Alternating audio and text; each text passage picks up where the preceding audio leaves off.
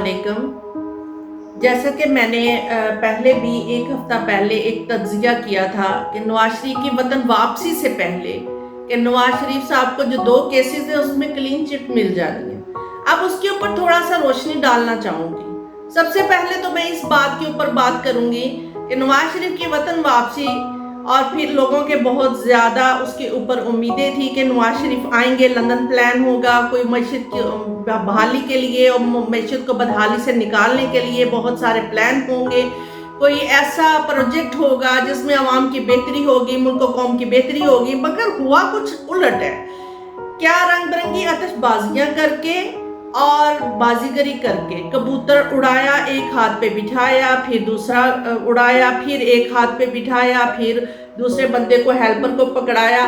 यानी ये बाजीगरी ही हमें जलसे में दिखाई दी, या कि अपने पिछले जो लकीर पीटते रहे कि वो जो माजी में एक बड़ा जुमला मशहूर है, मुझे क्यों निकाला, यानी उसी टॉपिक के ऊपर बात हुई। और ये भी बात की कि मैं इंतकाम की सियासत नहीं बल्कि मफामत की सियासत चाहता हूँ। अब नवाज शरीफ की वतन वापसी में 2-3 चीजें बड़ी अहम थी।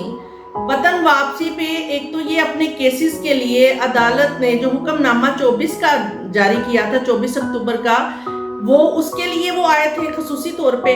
और दूसरा इसके ऊपर रोशनी डालना चाहूंगी कि अब एक वर्कर्स को एक्टिव करने के लिए आए थे। अब वर्कर्स में या पब्लिक में कितनी पजीराई है वो आप सबको मालूम है, किस तरह से जलसा भरा गया वो भी आप सबको मालूम है।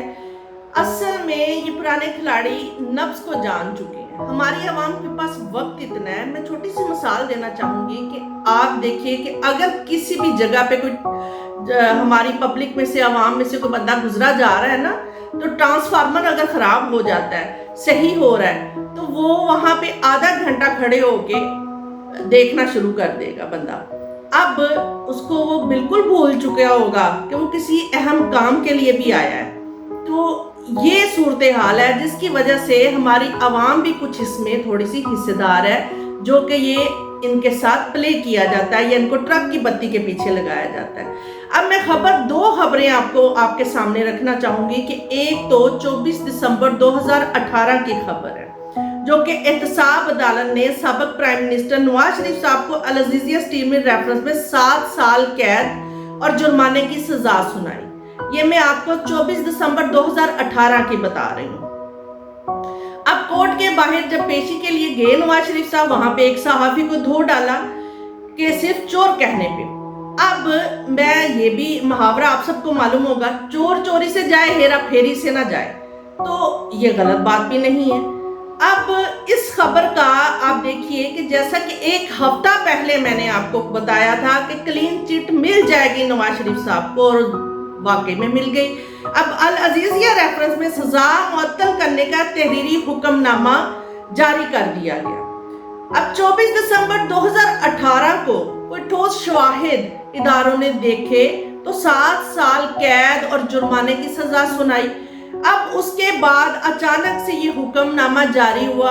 कहां से ये जारी हुआ, कैसे डील हुई, कैसे बार्गेनिंग हुई, कैसे इदारों के साथ प्ले किया, कैसे वतन वापसी पे अपनी आवाम के साथ प्ले किया, ये सारी चीजें गौर से देखे। बाशऊर तबका तो परेशान है अभी भी। इस वक्त जो सिचुएशन है, महंगाई जिस कदर अरूज पे है और जिस तरीके से ये आवाम के साथ प्ले कर रहे हैं, ये वो सारी बातें हैं जिसमें वाकई में इंसान परेशान जरूर होता है। अब ये 2 चीजें जो कि आप देख रहे हैं कि अगर इसी तरह क्लीन चिट मिलती रहेगी, इसी तरह तमाम केसेस की फाइलें बंद होती रहेंगी, तो मेरे ख्याल में कि इंसाफ की तो धज्जियां उड़ा दी जाएंगी।